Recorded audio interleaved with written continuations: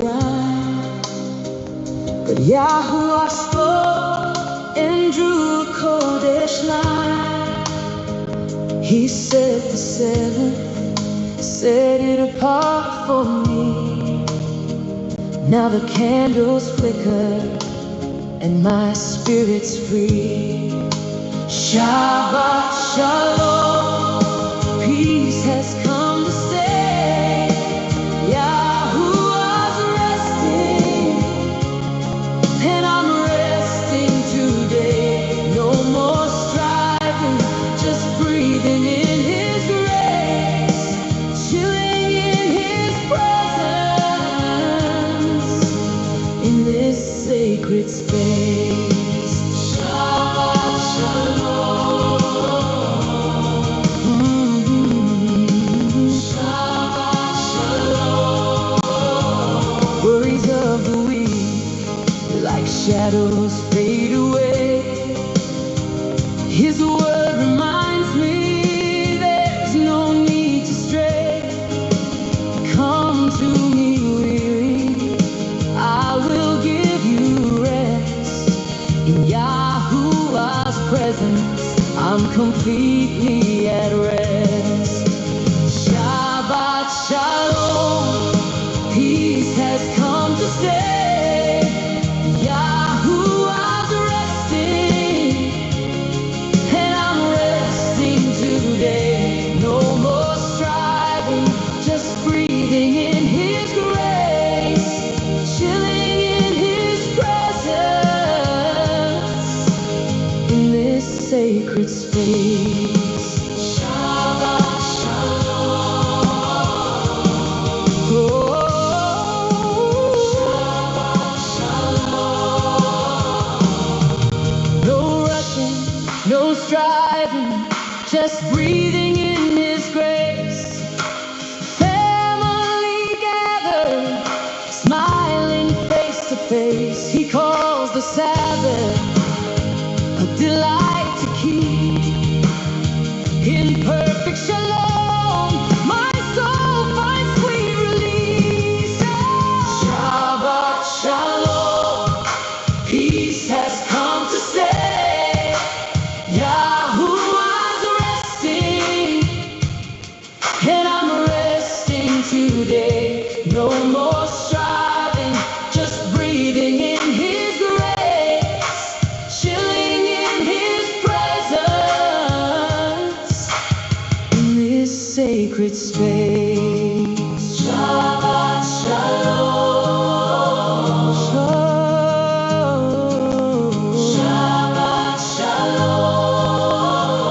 From sunset to sunset, His peace in His embrace.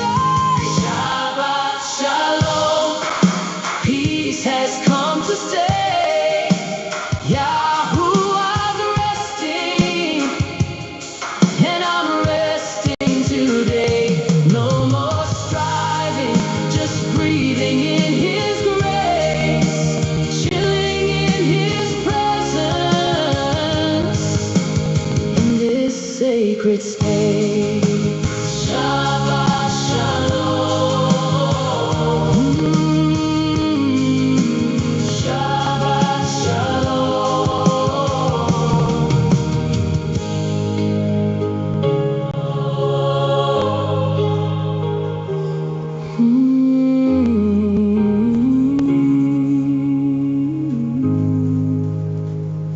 Shabbat Shalom. Shabbat Shalom, everybody. My name is Jason, I'm Caden. I'm Jaden. I'm Nicole. I'm Eli. and we are the Yahuwah and the Torah channel. And we can't thank you enough for being a part of our little itty bitty tiny family. As we sit out here and we grind this Shabbat out in the middle of a tropical rainforest, and we can't thank you guys enough for taking your precious time out and to hang out with us as we are going over commands. We are reading scriptures. We are just hanging out with all of you guys, and we are hanging out on these appointed times. And we are in the season of Shavuot. And so for those of you guys who are counting the Omer and counting all this, it's getting ready. I think we have it dialed down this year. I think tomorrow is when we are celebrating our Shavuot. I know some of you guys are a little bit later than that. And I'd like to congratulate everybody who's actually keeping these appointed times, right? We live in this season right now. We struggle with the calendar. I don't know if there's any of us out there that can say, hey, you know what? We got this calendar dialed in 100%.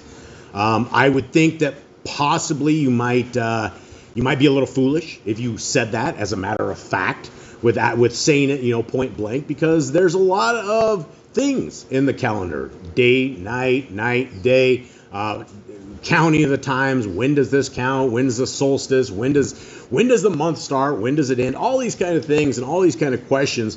And these are great questions to have, because these are the kind of questions that those who are seeking a different kind of a world, a different kind of a community, a different sort of people to hang out around, we would all be thinking the same stuff. We would all be wondering, how is it? When is it? And are we doing it right?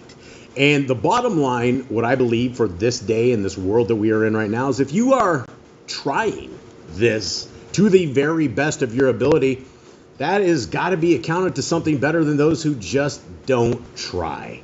And so for those of you that have never heard this channel, we are the 𝐉𝐄𝐄 and the Torah channel. We're going to be going over basic rules, laws, regulations, these things that are found in scriptures.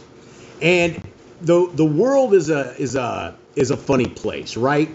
Prior to the events that are happening right now in this world, being a Torah keeper, we've always been at odds with every other religion that is out there. You'll have the Christians, and they will absolutely pick up their pitchforks and they will firebomb you when you tell them that the laws, statutes, and commandments of our Creator are good for all times, for all days, all generations. So that's always been the fight we've always had. But what I've noticed as of late, and it wasn't up until the world has basically hates Israel, right? Everybody hates Israel. The number one most hated country in the world is Israel. The number two most hated country in the world is North America. And, you got the greater Satan and you got the smaller Satan that are out there doing all of this crazy stuff. But what I have noticed now is we've been posting a lot of animal videos, a lot of our dogs. We turn around and we make our dogs talk, and we have the dogs quote some scriptures. And we're doing this because we're fishing for men. And so we'll toss these things out in the little bit of shorts. And shorts videos get anywhere from 500 to 2,000 views. Well, I did one, and I had my dog talking about the Torah, how the Torah was amazing. And all of a sudden, it gives you around 1,000, 1,500 views, somewhere in there. And all of a sudden, the Jew-hating people came on the bandwagon. And they're like, "You Jew, we hate your guts." And I'm like, who's a Jew? What are you talking about? And they get back in there and they go, "Oh, you can hide. Everybody knows this now, blah, blah, blah, blah, blah." And so Torah keepers have a tough time, right? We have a really, really tough time because we have all these religious systems, and now everybody hates the Jews. And so what shot do we have at trying to fish for men? That's the craziest thing. So you have the modern state of Israel that makes everybody hates the Torah, right? They don't know what the Torah is, but because it's associated with Judaism, they hate it. And so we are now even in a harder spot at trying to fish for men and trying to minister to those out there. And it's it's a difficult season, right? It is a difficult season where before this, the events of what was happening, you couldn't say anything bad about the Jews, right? Because you all of a sudden hated the sons of Shem. And now that the events are going on and the entire world hates them, it's really, really hard to minister. So I don't know if you guys are finding those kind of problems that are out there when you're talking to people, but it's really hard to wear tzitzits. People want to pick up their rocks and beat up the Jews. And for those who do not understand, that have never been here on this channel before, we're not Jews. We're not a religious system. We're not anything. We are Torah keepers. We believe that from the front of the book to the end of the book is our doctrine. That is what we believe is the guideposts of life, and it is what the scriptures say are the guideposts of life. Now, when you want to get into this, let's get rid of the laws, let's get rid of everything that our Creator has said, it puts us in a very, very dangerous position. And there's no better time than right now to seek the Torah. And so for those who don't know what the Torah is, never heard of it, guys, it's Genesis, Exodus, Leviticus, Numbers, and Deuteronomy. And there's nothing more. When you add any kind of rules, any kind of regulations, any kind of doctrines that have been created by a man inside of your learning and understanding, then you're breaking the laws of our Creator that say not to do this. And so as we go over this today, we are going to go over these beautiful laws, statutes, and commandments. We're going to do some readings out of our scriptures. And we hope that our stream is going to work today, and it will work fine. So thank you guys for joining us as we are reading through these scriptures. Now let's get a little bit more praise and worship as we go on.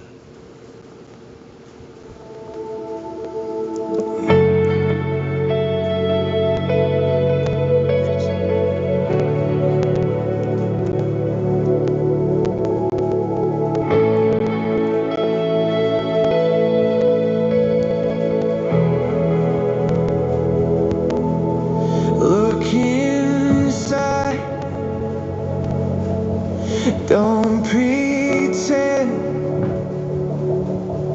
Yeah, repairs what we are meant. Two men went to pray that day. One was proud, one humble, great. The proud man praised his perfect life.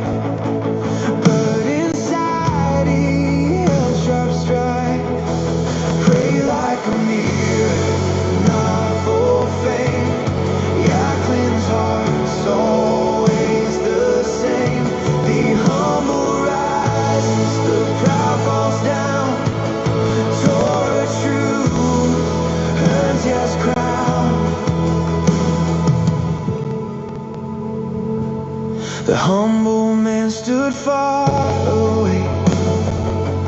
He said, yeah, help me obey. He knew his weakness, told the truth, and yeah, restored his inner room. Pray like a mirror, not for fame. Yeah, cleans hearts, always the same. The humble rises, the proud falls down. Torah truth earns his crown. If you hide behind fake glass, you'll miss the lesson, it won't pass. A chariot must be checked for flaws, or it will crash without Yah's laws. If you hide behind fake glass, you'll miss the lesson, it won't pass. A chariot must be checked for flaws, or it will crash without Yah's rounds. If you hide behind fake glass, you'll miss the lesson, it won't pass. A chariot must be checked for flaws, or it will crash without Yah's laws.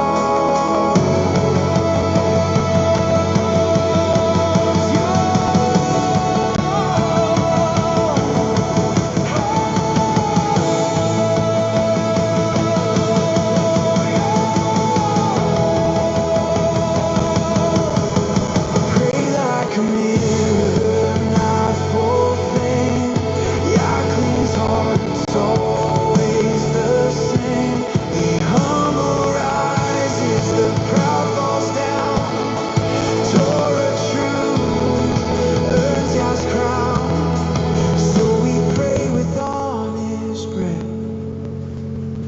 not just words but life and death. Yeah, love's truth inside the soul. That's what makes a person whole. Pray like a mirror, not for fame.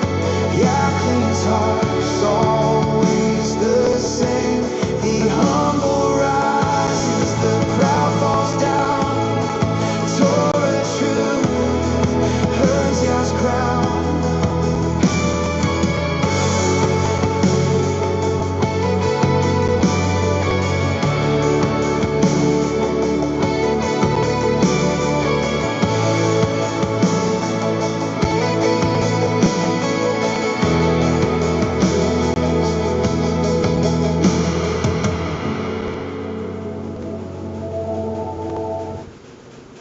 Write it on my heart, Yahuwah's law. Not on stone but inside where the Ruach draws. Better covenant sealed by Yahushua's part. Your Torah living written on my heart. We have a 𝐉𝐄𝐿𝐄𝐄 Kohen on high, at the right of majesty in Shaman sky, minister of the true Mishkan above, pattern shown by Yahuwah's love. Earthly Kohen serve shadows dim, but all fulfillment rests in him. Better promises now revealed by Yahushua's perfect seed. Write it on my heart, Yahuwah's law. Not a stone but inside where the Ruach draws.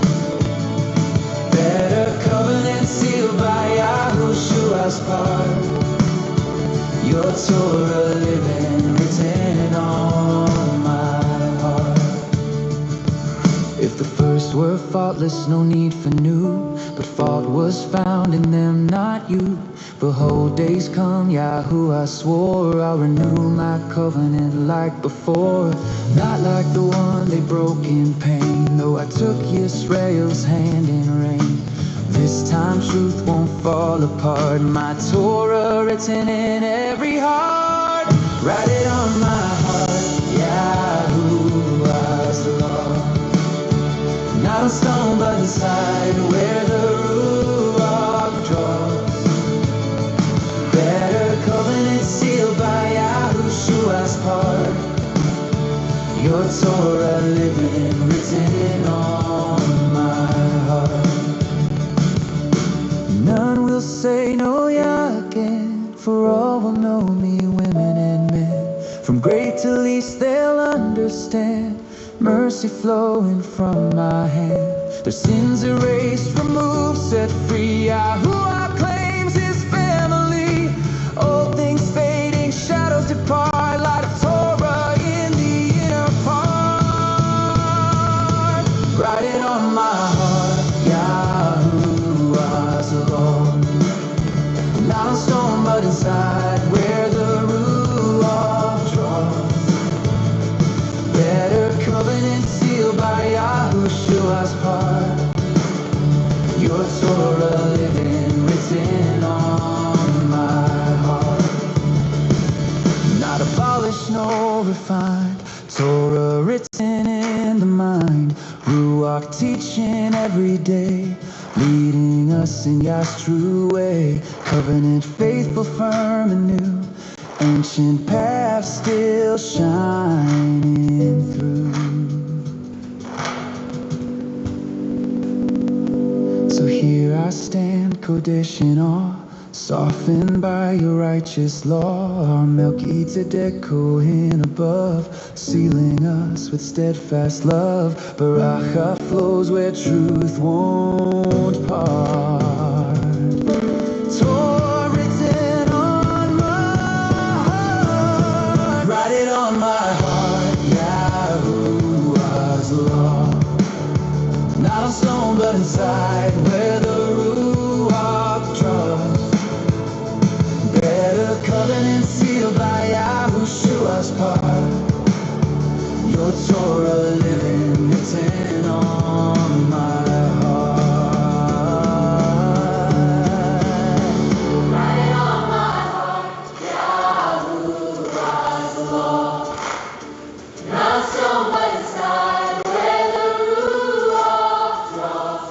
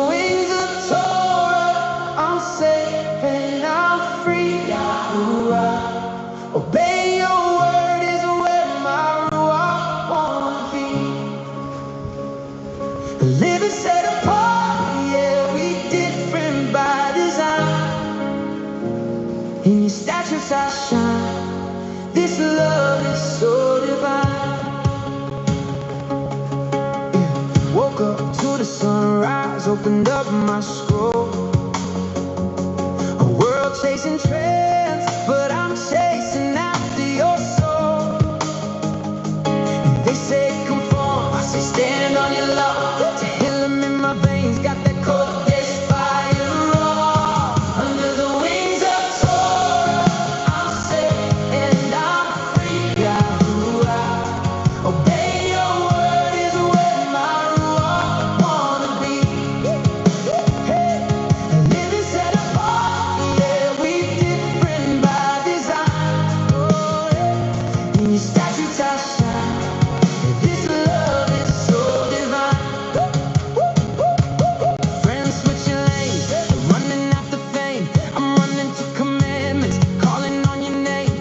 Yahuwah, my refuge under feathers I hide. Torah is my guide, in you I abide. Under the wings of Torah, I'm safe and I'm free. Yahuwah, obey your word is where my ruach wanna be. Living set apart, yeah, we different by design. Oh, in your statutes I shine. This love is so divine. Trials hit hard, but your law is my shield. Culture pulls left, but your way is the field.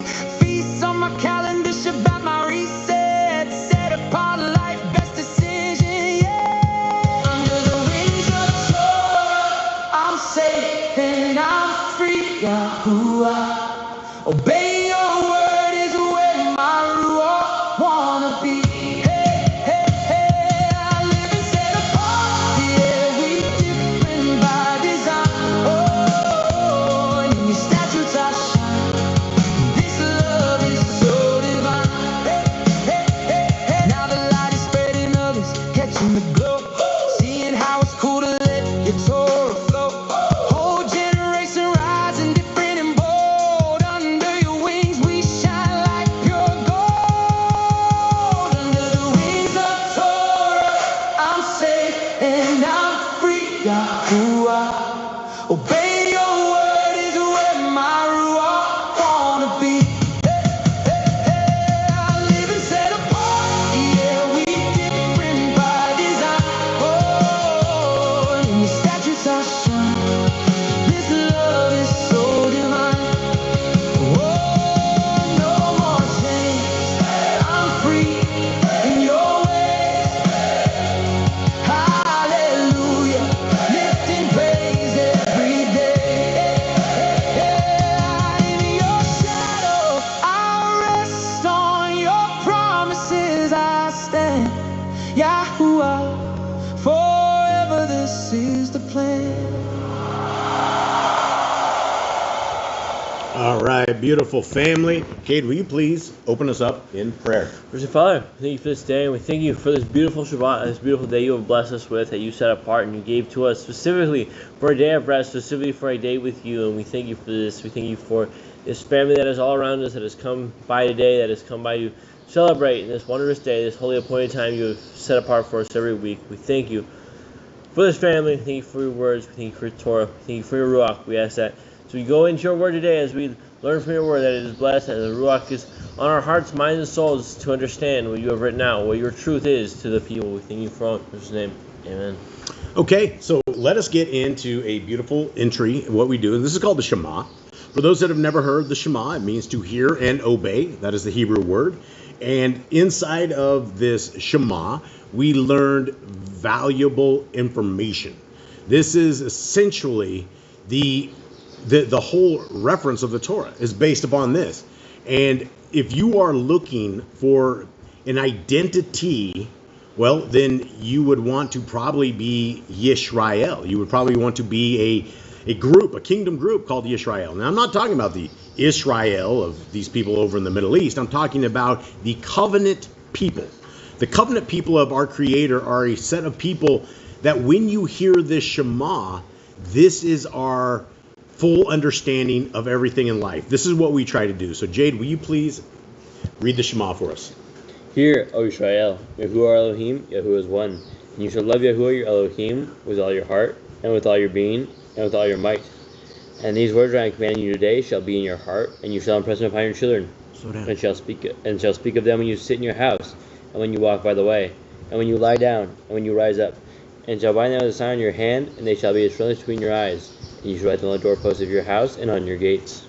Okay, that was super fast. That was Speedy Gonzalez style. We definitely want to slow this stuff down when we do it. But the bottom line is that you're supposed to pipe up, right? Here, if somebody says, hey, listen up. This is something that, your ears should perk up and you should be listening. So right out of the gate, we've heard that we need to do something. What is this that we need to do? What does this little set of verses say? Well, this little set of verses says that our priority for life, the number one thing that we should do, is love our Creator with all of our heart, with all of our being, and with all of our might. Now that may seem something daunting to some. It may seem, when you're in the organized Christian religion, everybody does that, right? You ask any Christians, do they love Elohim Most High? Do you love God with all your heart, mind, and soul? They're like, absolutely. Then you'll run the next question up. Well, do you like His laws, statutes, and commands? And they'll go, no, we don't like those. Those are not for us. Those are for other people. Well, we don't understand this, Torah keepers, because that's not what our scripture says. In fact, our scriptures very clearly says that the Torah is a gift. It is a gift from our Creator to us, and it's not something to take, just shrug off. It's not something that's just meh, okay, whatever. It is literally your soul's life. If you want to have a shot at the kingdom to come, then it's not going to be based on people that are Torahless. It's not going to be based upon those who don't love our Creator with all their heart, mind, and soul. To be a lover of our Creator, you must love what they have to say. You must love the principle, right? You can't love somebody but hate their words, hate their actions, hate their intent, right? It doesn't work like that. So for true love, then we would absolutely do what our Creator says to do.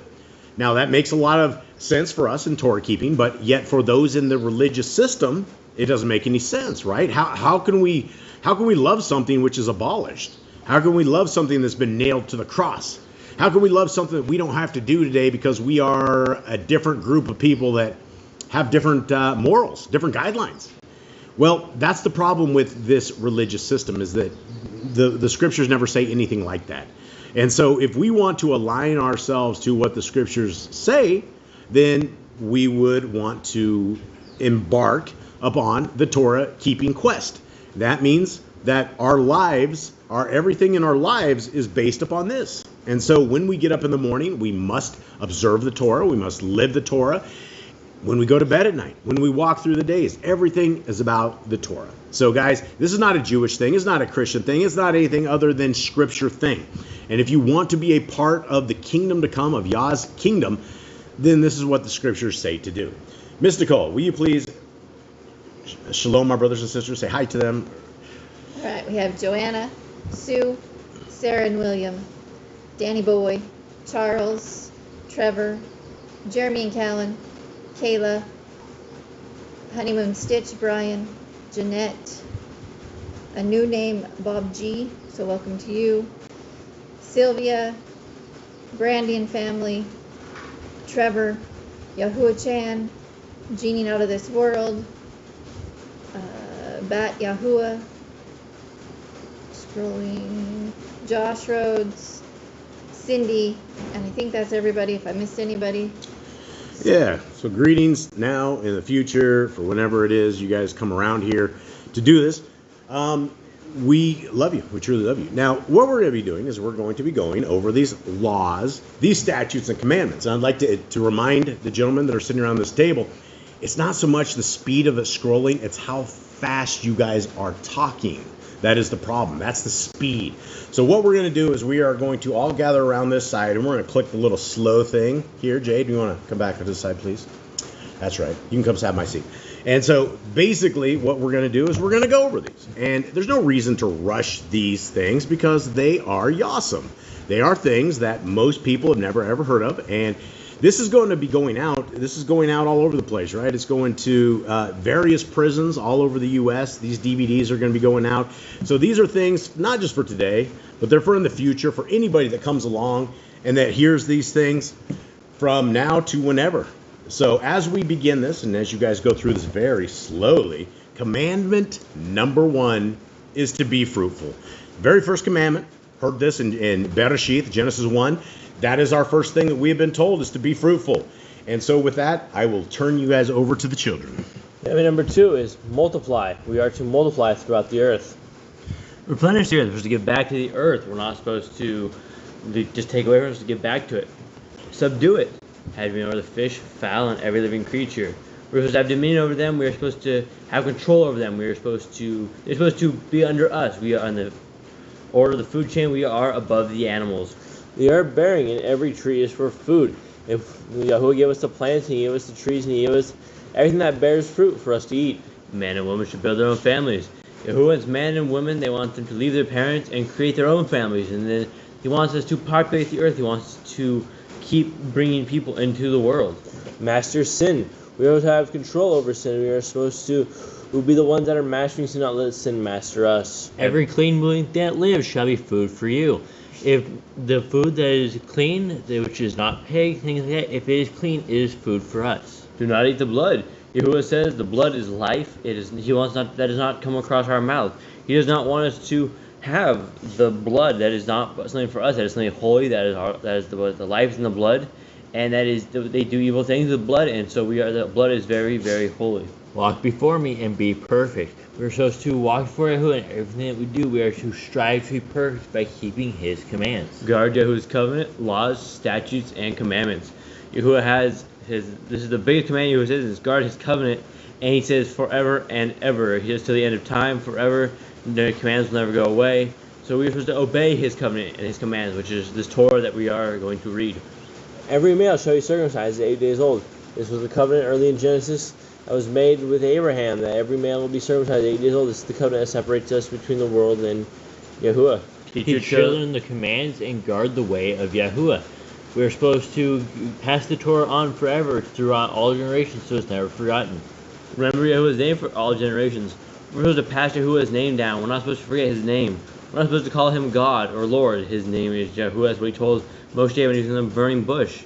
And so we're supposed to pass His name on for all generations so that people do not forget who He is. He the Passover, Pesach, the first of the 6 holy feasts that we have. This is the killing off of the firstborn that Yahuwah saved Israel from. This is a time to be remembered for all generations. Keep the feast of unleavened bread, the festival of Matzah. It is a 7-day feast where you are to take all leaven out of your house, and you are supposed to only eat unleavened things. There's one Torah for the stranger and the Hebrew. There's one Torah for everyone. It doesn't matter where you come from. There's one Torah. There's not such a law for you because you're outside the land. If you are a stranger who came into the Torah, you follow the same Torah that the Hebrew follows. Sanctify all firstborn Yahuwah. The firstborn were Yahuwah. He said those were His chosen ones. So we must ransom or sanctify them to be Yahuwah or to be not. There are no mighty ones before Yahuwah. Yahuwah wants nobody else. We don't worship any other mighty ones. We don't worship any other gods. We don't have any other idols or statues. All we have in our life is Yahuwah. We don't have to have anything else because it is a sin because they are all fake inanimate objects. They cannot do anything themselves. You should not make any graven images. We are supposed to worship Yahuwah alone, and we should not worship a physical idol. Do not bring Yahuwah's name to naught. Yahuwah's name is very important. It is very holy. And He wants us not to bring His name to naught. He does not swear by it falsely. He wants us to take His name as a curse word. Because His name is very, very important. Keep the Shabbat, the Sabbath day. This is the 7th day of rest, the day we celebrate today. This is the Shabbat. This is the day we separate ourselves from the works, from the worries, from the issues of the world. Honor your parents. Yahuwah wants us to honor our parents. They are our elders. They are people who brought us into this world. They are the people who raised us. We're supposed to honor them and bless our parents. Do not kill. It is not your choice to decide who lives or not. It is only Yahuwah's choice. Do not break wedlock. Wedlock is something very important. It is very holy. It is something Yahuwah wants between man and woman. And when the wedlock is broken, people are defiled. Do not steal. You are not to take what is not yours. You are to keep your ways away from stealing from people. You're not supposed to rip people off. You're not supposed to take what is not yours. Do not make false accusations against your neighbor. Do not attack your neighbor. Do not try and ruin his reputation with false accusations. Do not covet anything of your neighbor's. If it does not belong to you, it is not yours. You are not supposed to have it. If you want it, then you can buy it. You can offer for trade for it, but do not covet something that is your neighbor. If it does not belong to you, it is not yours. Coveting leads to sin, and that leads to you stealing and wanting things, or hating your neighbor because he has something you don't. Do not make an altar from a rock that a tool has touched. Altars are meant to be holy. They are meant to be pure. They were meant to be made with the hands of man, not with the tools of man. Do not go up to the altar by the steps. If the altar has steps, we are not supposed to go up to it. That was strictly for the priests who go up the steps. If a man steals cattle, he shall restore it 5 times. When someone steals a cattle, they give it back 5 times that amount. So one cow is 5 cows back. If you steal 2, that's 10 cows back. But it's supposed to be returned 5 times. Yahuwah's laws for criminals. Yahuwah has his own set apart laws of how to deal with criminals, how to deal with certain specific things, and how to go about doing justice for the criminals. Do not lie with beasts. That is an abomination before Yahuwah, and anything involved would be put to death. No sacrifice to other Elohim. What is the sacrifice to those pagan deities, the idols, the things, the statues? We are not supposed to sacrifice to those, only to Yahuwah. Do not oppress a stranger, fatherless, or widow. These are people that are suffering, that are struggling already. We are supposed to build these people up. We are supposed to show them the love of Yahuwah. We're not supposed to break them down and hurt them anymore. Do not charge your brother interest. He is your brother, and if he needs a loan, do not charge him interest. Just help him out when he needs it. If you borrow your neighbor's raiment, return to him before sunset. This command was for the people that only had one set of clothes. People didn't have a tremendous amount of clothes back in the day. So in the night, they would have only one set of raiment, and they would go cold if you didn't return it to them. If for some reason they pledged it to you, or some reason you ended up with it, you were supposed to give it back before sunset so they didn't go cold in the night.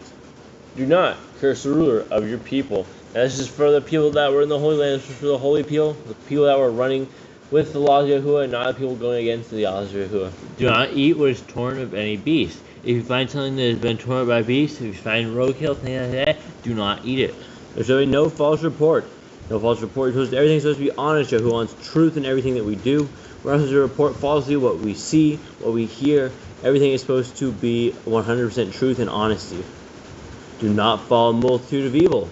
When you want to hang out with evil people, you do not want to hang out with the gossip or the rumors, the people who will lead you astray, because they do rub off on you and they will make you bad people. Do not judge unrighteously against the poor. If someone is poor and you're fighting someone who's rich, do not judge righteously against him just because he has no money.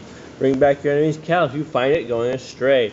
If you know who this animal belongs to and you see it going astray, it does not matter if it's your enemy or if it's your friend, you should bring back the cattle. Help the animals of your enemy. If your enemy's animal has problems, something is wrong with it, needs help it out. It is not your enemy. Stay away from rumors and gossipers. Just like if there was any issues with the false accusations, with the false reports, you were to stay away from this. If this was happening, you were not supposed to take part in the rumors and gossips. Take no bribes. If someone is trying to offer you a bribe, do not take it. That is incorrect weights and measures, and it darkens your judgment. Do not oppress a stranger. Love the stranger.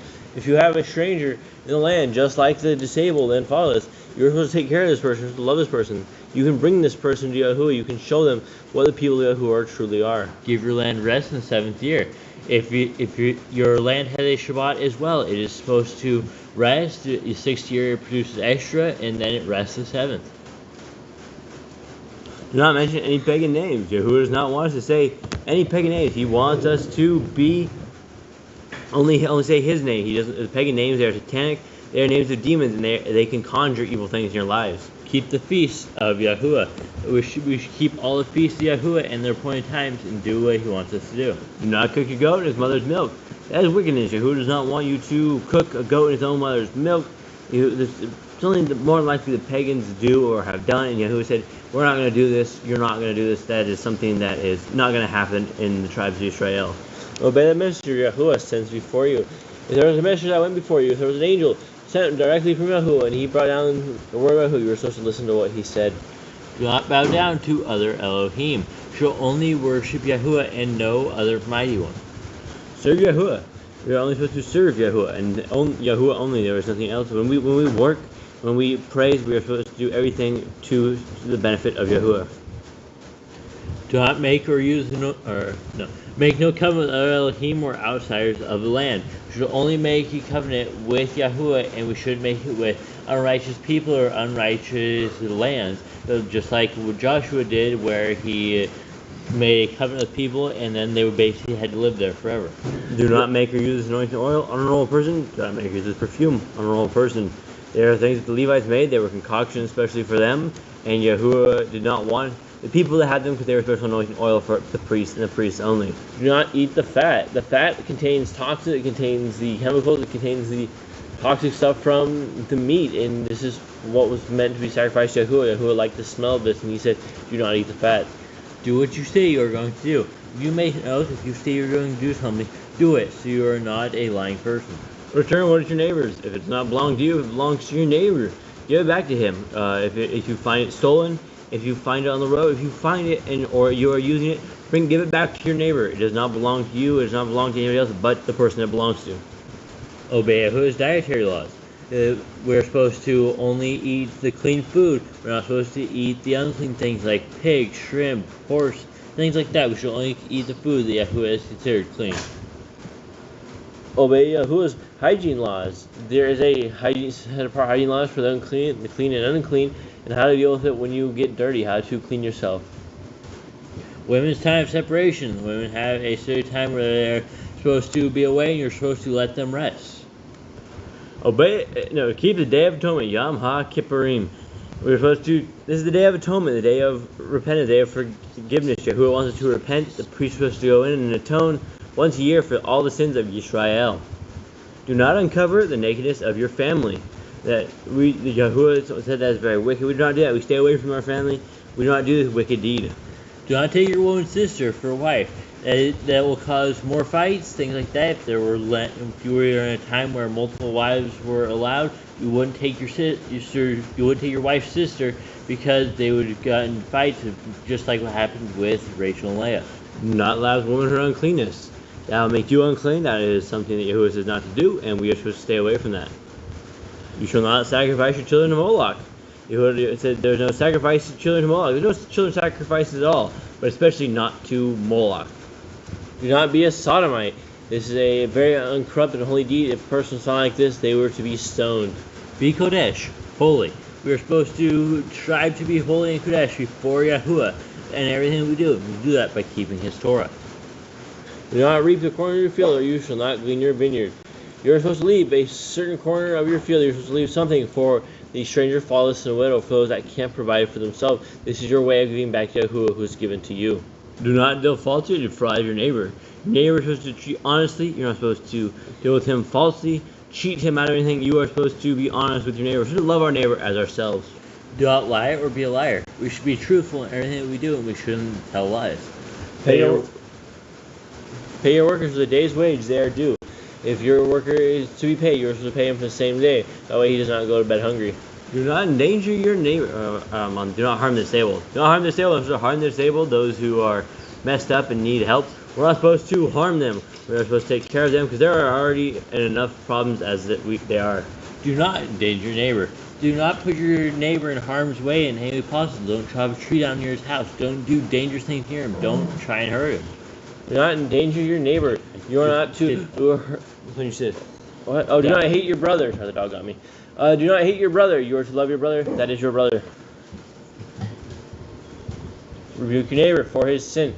If you see your neighbor in sin, you're supposed to rebuke him. You're supposed to let him know that he is sinning. Love your neighbor as yourself. We're supposed to love our neighbor as ourselves, treat them as we want to be treated. It is what they call the golden rule. Do not diverse your cattle.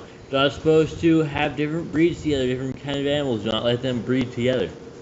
Do not mingle your seed. When you plant fields, you're supposed to keep the field separated so that you don't have hybrid plants or fruits. Do not mingle linen and wool. It is a bad vibration that will hurt the person. That's why Yahuwah says keep them away, because everything does have a vibration, and mixing these two has a bad vibration that will hurt the human body.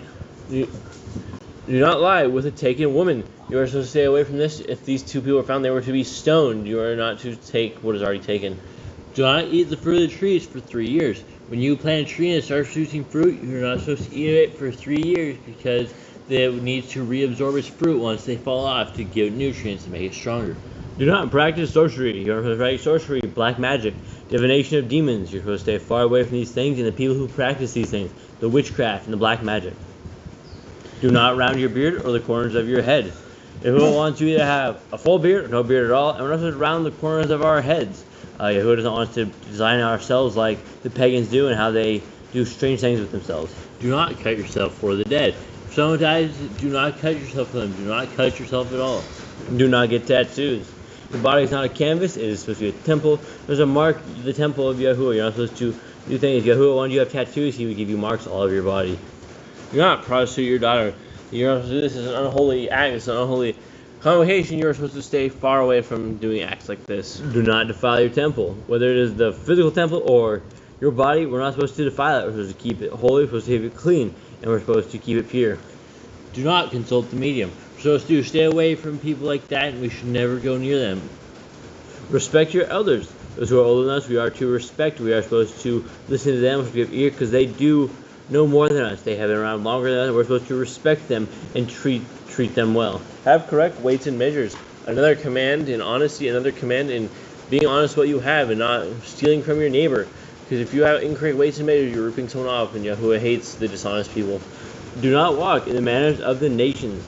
We're supposed to stay out of the things the nations do. All other nations, the countries, they do evil things. We're supposed to do only what it says to do in the Torah. Keep the Feast of First Fruits, Shavuot, Omer count, Pentecost. This is a feast that is coming up for us. This is the feast after 50 days.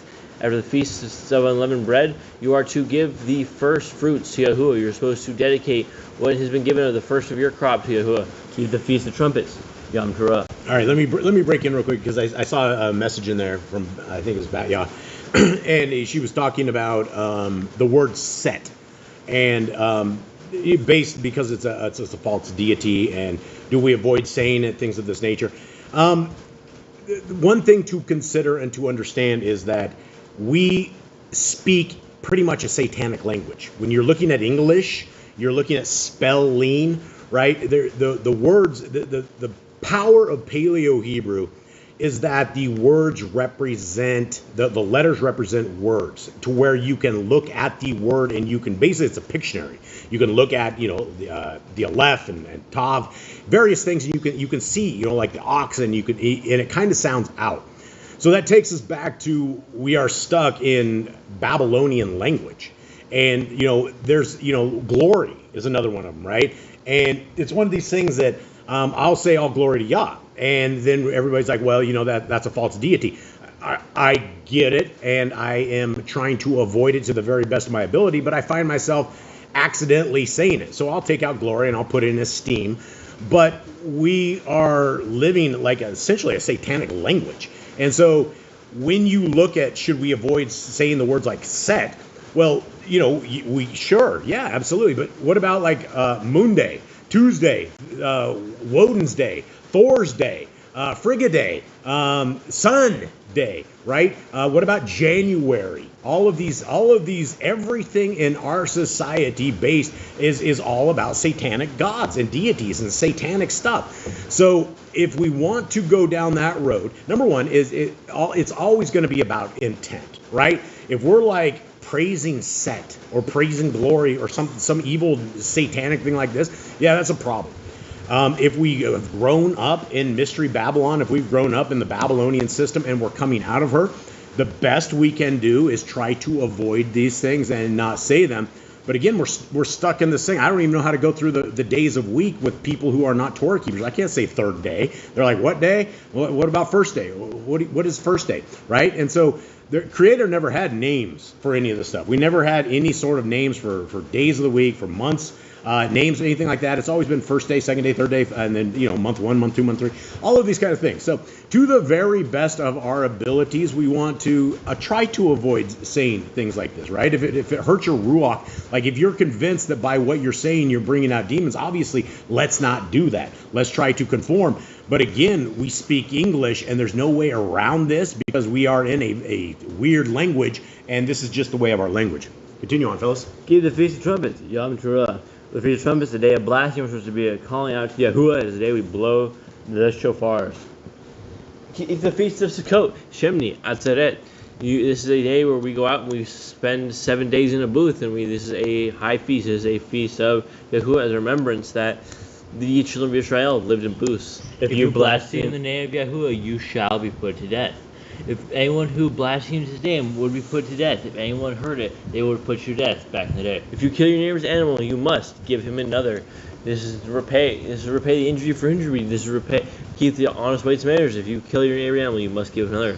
Repay injury for injury. If you hurt someone or someone hurts you, you're supposed to repay equally. Yahuwah said everything should be equally on the equal playing field, so that no one is in debt to someone else, and that everyone understands what is going on. On the Yovel, the Jubilee year, every 50 years, people would be free, debts would be cleared, slaves would be free, things like that. Every 50 years, there would be a complete reset. Confess your sins to Yahuwah and repay who have trespassed against. If you're trespassing someone, you're supposed to repay them. You're supposed to ask for forgiveness, and you're supposed to confess all this to Yahuwah. The Torah of being a Nazir. This is a special set-apart covenant. This is a special time to be with Yahuwah. It is a growing covenant with Yahuwah. As you don't cut your hair, you don't eat any grapes from the vine, you eat nothing of the vine. You stay away from uncleanness, you stay away from sacrifices. At the very end, when your covenant, when your time is done, whenever the time you decide is done, that is when you make your sacrifice and you cut your hair. Wear tzitzit on the four corners of your garments. You're supposed to have 4 blue tassels on the side of your garments, and remember, they teach us to remember Yahuwah at all times. We are always keeping the Torah. All right, and I got to go back into it because I love the chat. Chat's always fascinating. I think this is Hannah, isn't it? Yeah, suppose someone says this is Hannah. Yeah. Right. Someone got on me the other day because I said be blessed, and the word blessed is pagan. So hold on real quick. Let's talk about this, right? And this comes back to the English language. When you look at the etymology of all of these different words, when you look at the just simple word, blessed, the word is like be less, right? The English language is completely full of words like this. Say, for instance, the word understand, right? Do you understand? Now, if I ask you this, and you're like, yeah, I understand, but the actual word is, do you stand under me, right? The word where it came from is standing under. So when you learn something or do you understand, you're standing under. So the same thing it goes with all of these English words. Like literally every single English word, there's something pagan about a lot of these things and about where they came from. I do the same thing, Hannah. I say, here's the problem is that we live in a society where if you say, may Yahuwah barak you, they're going to go, what? Like, yeah, be Baruch. And they're like, okay, I'll be Baruch, whatever that means. That's the thing is we're fishing for men, right? We are literally fishing for men. And when we say, may Yahuwah bless you and keep you, are we cursing people? Are we saying some sort of pagan stuff? If we say all glory to Yahuwah, are we calling on some deity? Always. It comes to intent. I think the Grand a little bit earlier said it the best, right? When we know, we try to do better.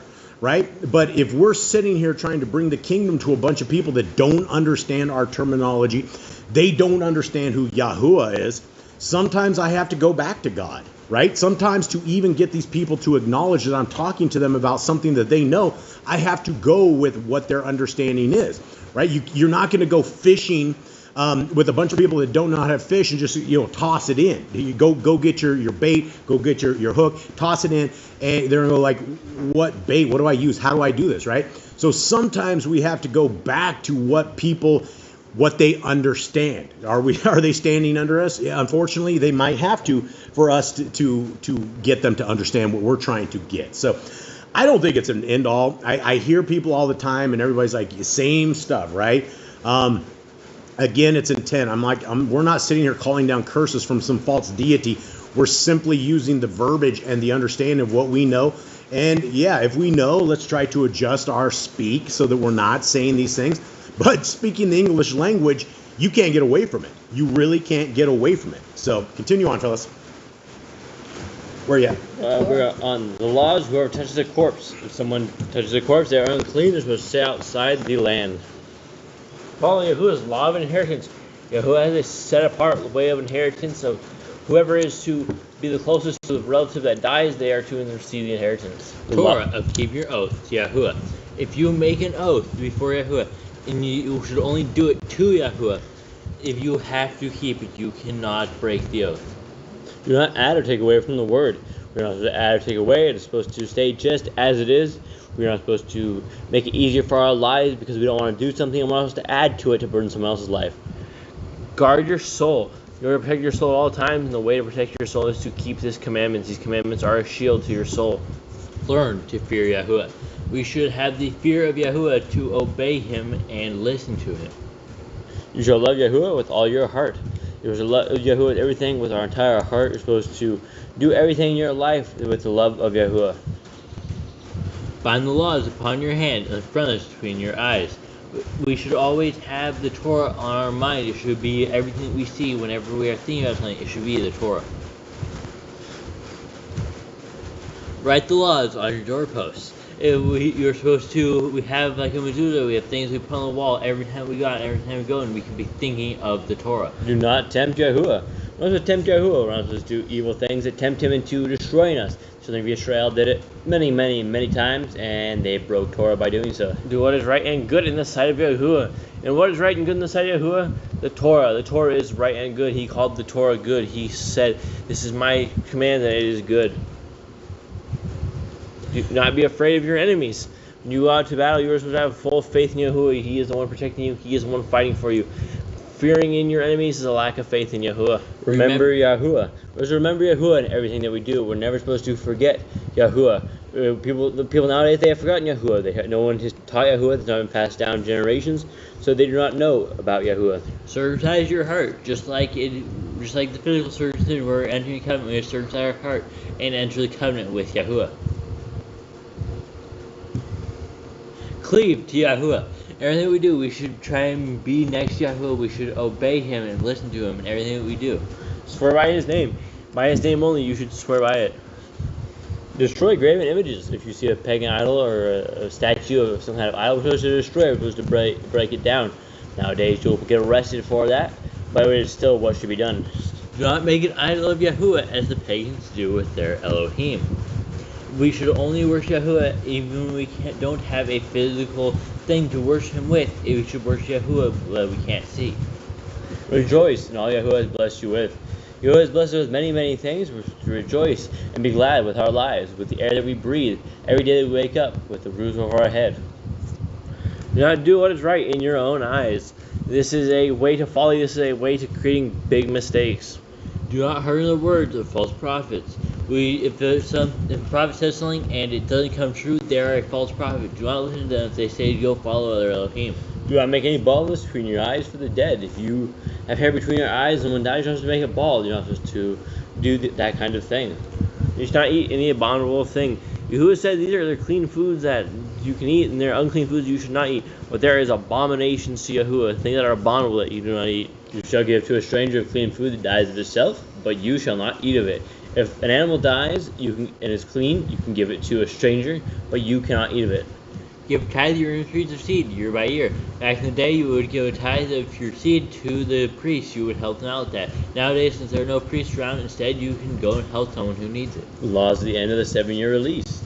Yahuwah has every 7 years we would release. It would be slaves, property, something that was not yours. It would go back to the original person after 7 years. Debt to be released, and everyone's back on equal footing. Do not borrow from the nations. You are not to be in debt of the nations. You are not supposed to be relying on the nations. You're supposed to be relying inside your own people. Your own people should be able to take care of you. Do not harden your heart, nor shut your hand from the poor. If someone is poor, do not close your hand to them. Do not harden your heart and look down upon them. We're supposed to help them out and love them. Guard month 1 of Yahuwah's calendar. It is the first month that we should know when it is, and we should keep His feast in it. 3 times a year, all males shall appear before Yahuwah in the Holy Land, in the holy times. You are to go to Jerusalem. You're supposed to go to the temple. You're supposed to go see Yahuwah 3 times a year during His feasts. You shall make judges and officers in all your gates. We're supposed to have people that will judge and rightly rule over us. People that would, so when we had disputes, we could take it to them, and they would help us out. Do not plant astral poles near the altar. We shouldn't plant astral poles at all, but they especially shouldn't be near the altar. There must be 2 or 3 witnesses. In order to establish a matter, in order to establish a crime, or anything with witnesses, you are supposed to be 2 or 3 witnesses to have a matter. 1 witness alone would not cut it. Hearken unto the Nava, Yahuwah is chosen. If Yahuwah shows a prophet, it's confirmed to be a prophet of Yahuwah, and we're supposed to listen to what he has to say. private test of Deuteronomy. If there is a test to see if what they said comes true, or if it does not, it determines if they are a prophet or not. Do not remove your neighbor's property line. If your neighbor has a property line, you're not supposed to move it back to give yourself more land. You're not supposed to do those kind of things. How to deal with a false witness among Torah keepers. If what a person was saying was deemed to be false, then what they wanted done to the person will be done to them. How the first child should get double portions. And when the parents die, when there's inheritance to go out, it's supposed to go to the first child because he's supposed to take care of the rest of the family with double the portions. If your brother's cattle or clothes are lost and you find them, you must return them. If something of your brother's goes missing and you find them, you return them to the rightful owner. A woman should not wear what pertains to a man, nor a man wear what pertains to a woman. Men should not try and look like women, and women should not try and look like men. That is an abomination before Yahuwah. If you find a bird's nest with babies and mother or eggs, but do not take the mother, but take the eggs or the babies.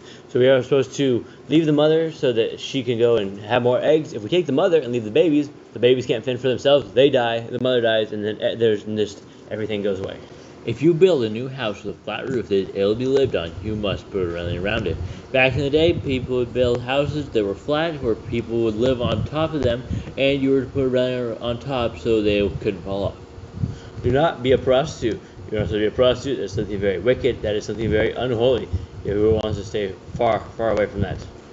Do not use dirty money. You're not supposed to take dirty money into the house of Yahuwah. You're not supposed to take it to be used with him. If it is unholy money, it is money gained through evil acts or evil ways. You are supposed to stay away from dirty money. Law of divorce. Yahuwah has a law of divorce. If people want to end their marriage, they can write a certificate of divorce, hand it away, and they never go back to it ever again.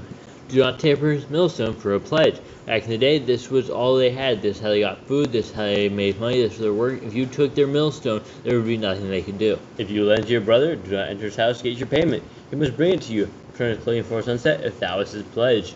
If your brother owes you something, you can't go into his house. You can't force it back. He has to give it back to you.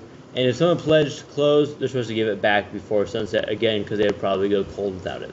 Do not oppress a hired servant that is poor and needy. If you have a servant that is poor and needy, take care of him, be good to him, pay him for his way. If he's already been suffering enough, you do not need to add more to his suffering. Every man shall be put to death for his own sin. You are not put to death for any relative's sin or anybody else's sin, but it's your own, and no one else is punished for your sin.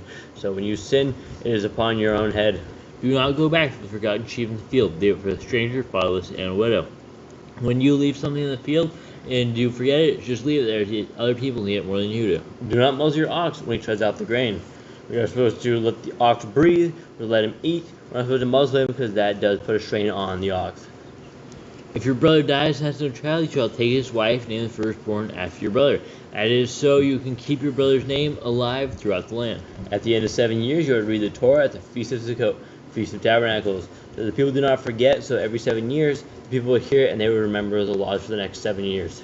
Yeah, and so I'd like to go back to the understanding. You guys understand? You guys standing under me? And I saw the comment there that, a gal was saying that she avoids these words. The problem is you have to understand all of the English language to understand that it's not just that word, right? There's words: withstand, undertake, overlook, overwhelm, underlie, right? Every one of these things have a totally different meaning than what you think, right? Can you withstand this, right? Are you standing with, right? Every one of these things in the English language is spelling, right? It's literally called spelling. Like the word nice. Everybody's like, oh, that's nice. That back in the days, that meant you were a fool. You're an idiot. Oh, that guy's nice. What a loser, right? So these are the kind of things that we have taken in terms of the English language. And it's really, you can get pinpointed on a single word, but every single word that we have all learned in our spelling class is part of this. It's kind of a satanic language, right? It's not a pure language. We're kind of a half-breed of a language. So anyway, let us get into this. And I don't think it's a salvation issue, but like the Grand says, if we know, then let's try to do it. And it happens all the time, right? This is embedded in the way that we functionally learned how to read and write and pronounce things. It's just part of our escuela, the schooling, right? And again, that's more stuff that's not in scriptures. All right, let us go into our reading today. Hold on, we have a question. What you got? What do we got? Honeymoon Stitch, Brian, he says, was Daniel and his friends castrated? I think he was a eunuch, wasn't he? Eunuchs, yeah. Yeah, they were eunuchs. I think it was Talks about that, how they're like they're eunuchs. Where was in it the at? Is it in Daniel? Did they actually say that? Yeah. I can't remember where it's at, but yeah, that we did come to that conclusion long ago that Mr. Daniel was a eunuch. So, was that it? Nothing else? Yep, that was it. All right. Well, But the Grand just asked, what were the things that Yahushua condemned the Pharisees for? which part? I mean, there we Yeah, have. they condemn them every day. Yeah, I mean, we have. When they were going off with traditions of men. I think we're talking about the probably the prostitute, and they brought her before. I'm guessing that's probably it. Well, there's a lot of The things. writing in the sand. But Writing in we the don't sand. really know what that is. What he wrote. Yeah, but I mean, we're there's a lot of things. I'm not sure where our dear Graham was going out with this, but we're here, we're waiting. So till then, if before we begin on this thing, I'd like if you guys, all of you guys, Torah keepers out there, you guys are the only people that actually have any kind of effect when we say, "Hey, will you please pray for our brothers and sisters?" I wouldn't ask that to just the regular people because I don't think it really falls onto ears that aren't true. But we have a brother in the Texas Department of Criminal Justice. His name is Jamal Howard, and he's slated for execution in a couple of months. And we've known Jamal now for like 3 years. And Jamal, we've talked a lot to Jamal. Eli's talked to Jamal. It was on his list. He's doing okay. I mean, he's just got a couple months before they kill him. But he has a big blue scriptures. Every one of these guys on death row that I've encountered have been over the laws, statutes, and commandments of our Creator. I don't know so much it does any good because, their last words, of another brother of ours was like, pray to Jesus or something like this. And I'm like, man, I spent 3 years with you and you guys, we don't pray to Messiah Yahushua. And, that name Jesus as well. I see that people get stuck on that. People are scared to say the word. And I get it, right? It's Jesus, it's something of the sort. But at the same time, when we are dealing with those who have never ever heard the word of Yahushua, and you go, may Yahushua bless and keep you, or may Yahuwah bless and keep you, people have no idea what you're even saying, right? And so when you're ministering into Rome, then you need to speak as the Romans speak. And if you can get an ear that is attentive, then you can go beyond there's no J's in Hebrew. You can go beyond that there was no man, a Hebrew man named Jesus that ever walked the earth. But as far as not actually just saying the word and saying that I'm saying the mighty one, I'm not going into that trap. I know a lot of you guys out there won't say it. I did for a while. I say the J-man. But I don't think it's a salvation issue if we don't get the name right? If that's the case, then we're all pretty much doomed if we miss something or miss a verb or something that we think is a verb or something of the sort. So, all right, here we are into Bereshith, Genesis chapter 2. And this is chapter 1 was amazing. We had a lot of good conversations over chapter 1. And let us take, who wants to recap this? It was the first 6-7 days of creation. Yahuwah created everything. He looked at it and said it was good. He formed man and woman. He gave man a helper. And that was the first 7 days. On the 7th day he rested, and that's why we rest on the 7th day, because he rested. Yeah, he said a lot of things were good. I wonder if he has a book of things that he's like, this isn't good. I'm not going to do this one. And he didn't put it out there. But, that's the thing. I'm a tinker. I'm an inventor. I do things of this stuff, business builder. It just makes you think and wonder, is Yahuwah that amazing that he just doesn't need to practice building things that, is there never flaws? Is there never design flaw or anything of the sort? I cannot wait to ask. I cannot wait to see the lab of possibly bad critters that didn't make it for whatever reason. And I'm not saying that out of any disrespect. I'm just saying that it would be incredible to hear. Okay, Genesis chapter 2. Thus the Shamayim, heavens, and the earth were completed, and all their array. And on the 7th day Elohim completed his work which he had done. And he rested on the 7th day from all his work which he had made. And here we are, guys. And Elohim Barak blessed the 7th day and made it Kodesh, because on it he rested from all his work which Elohim in creating had made. These are the births of the Shamayim and the earth when they were created. In that day Yahuwah Elohim made earth and Shamayim. Now no shrub of the field was yet upon the earth, and no plant of the field had yet sprung up, for Yahuwah Elohim had not sent rain on the earth, and there was no man to till the ground. But a mist went up from the earth and watered the entire surface of the ground. And Yahuwah Elohim formed the man out of the dust from the ground and breathed into his nostrils breath of life. And the man became a living being. And Yahuwah Elohim planted a garden in Eden to the east, and there he put the man whom he had formed. And out of the ground Yahuwah Elohim made every tree grow that is pleasant to the sight and good for food, with the tree of Kai in the midst of the garden, and the tree of knowledge of good and evil. Okay, before that, I have a little picture for you guys. I want to show you guys this, and I don't know if you guys want to see this. This is a legitimate picture, right? This is not some AI thing. This was something that was sent to me like months and months ago, and I looked at this, and I'm like, that looks like a lion to me. I said, that looks just like a lion. It's more of a monkey from this angle. Well, you guys know what kind of flower this is, Mom? You probably do, don't you? You don't know what this is? Okay, you guys don't know a monkey? It looks like this is an orchid. These are from an orchid festival that they have down here, and they were sending out pictures of this thing. And we're sitting here talking about the Garden of Eden, right? The Garden of Eden. And we have an orchid that looks just like this. Now, what's fascinating is those people with high power microscopes that are able to zoom in on a little piece of grass, like a little piece of grass, right? When you zoom in like that, gazillion, I don't know how much magnification they actually use on this, but when you zoom all the way in, the little piece of grass has a little smiley face. I'll see if I can find that one for next Shabbat. But there's a smiley face on each blade of grass.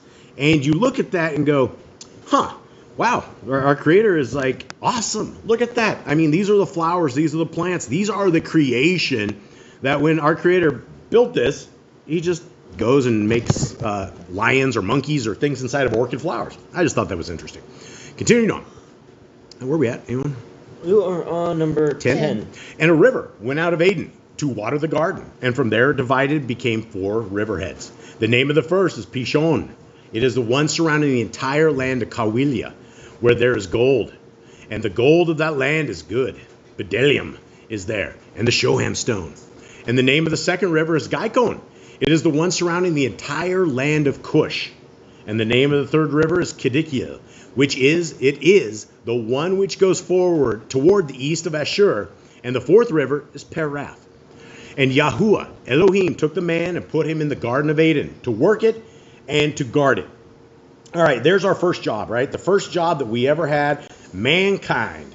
What do? Were we flipping burgers? Nope. Were we bagging groceries? What were we doing? We're gardeners. We're farmers. Would it be gardeners or farmers? I think put them in the garden to work in garden. I mean, I feel like it's more of a... What's the difference between a gardener and a farmer? Gardener kind of maintains it. I think a farmer plants it and does the... You think? I think so. You think? Yeah, I mean, what's the difference between a field and a garden? Well, garden's small. I think it's based on its size.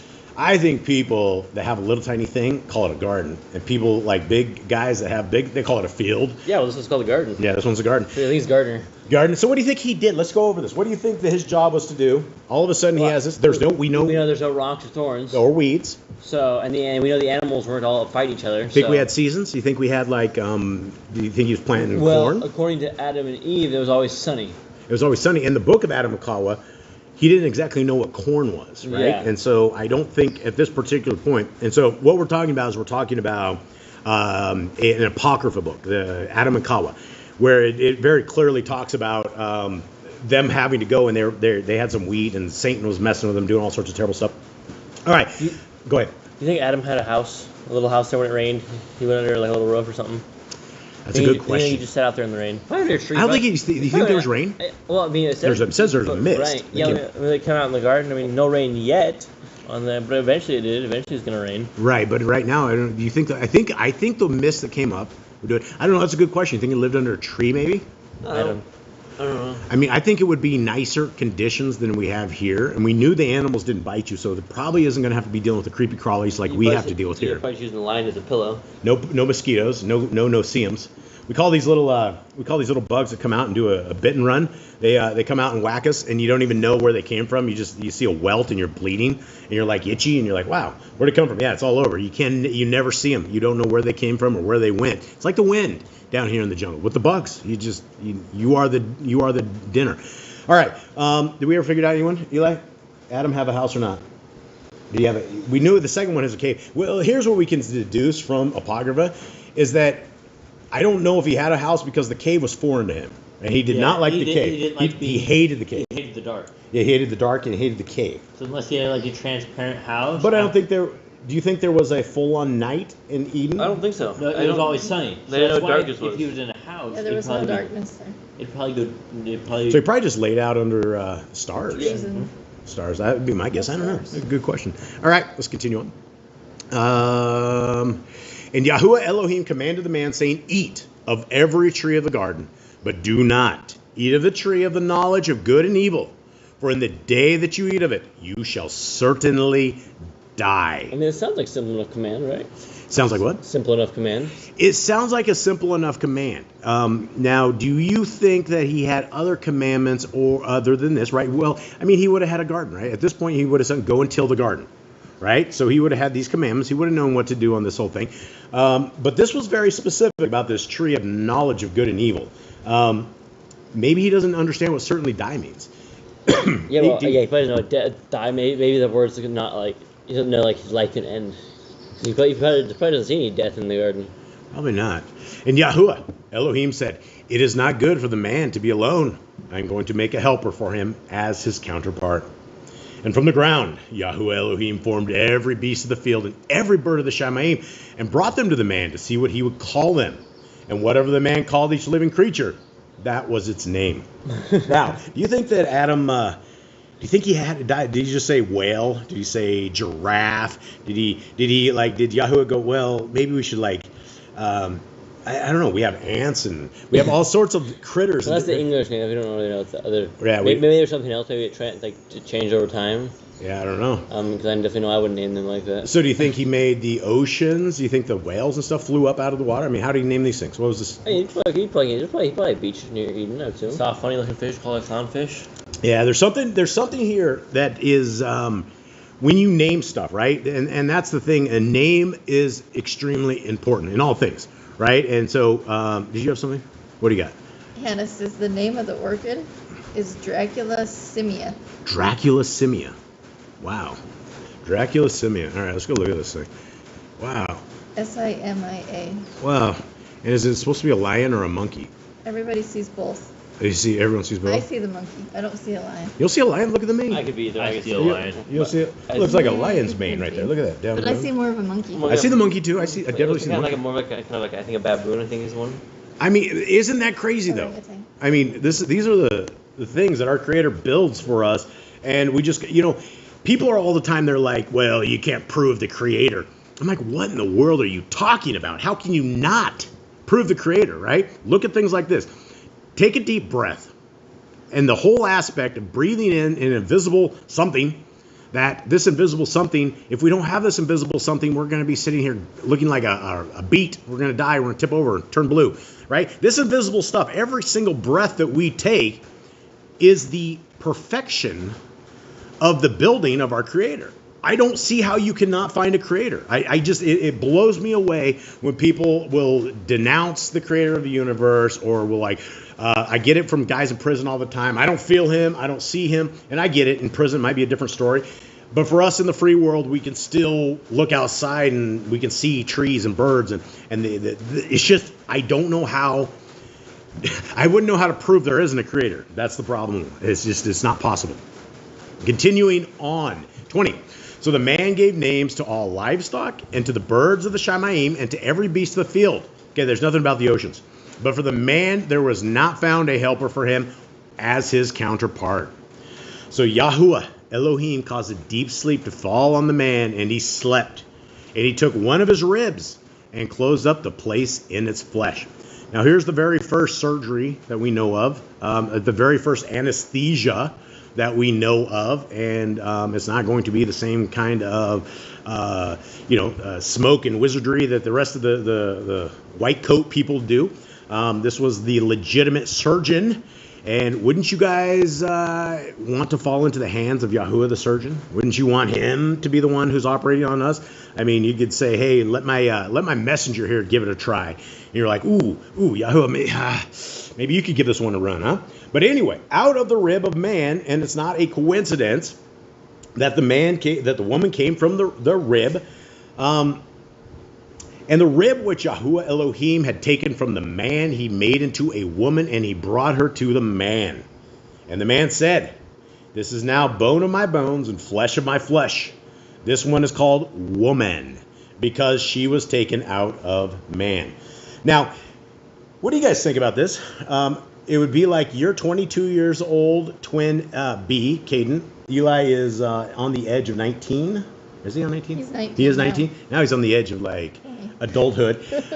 It would be like you guys being born right now. And you guys coming out, and I'm going, hey, welcome to the family, kids. This is your brother. You guys are twins. This is how it is. And you have no understanding of the world. You don't know what right from wrong is. You were born. That's the power of being a baby. That's the power of this entire experience, right? The human experience from birth to death is truly that. It is an experience, and it's an amazing one, right? I mean, if we can't thank our Creator for allowing us this journey, for allowing us to potentially be His people, it's just an astounding thing to have. So now we have a woman who is taken out of a man, and for those who have found a spouse in this lifetime that you guys have been connected to, and I know a lot of you guys don't. I know a lot of you guys have struggled. I struggled back in my early days.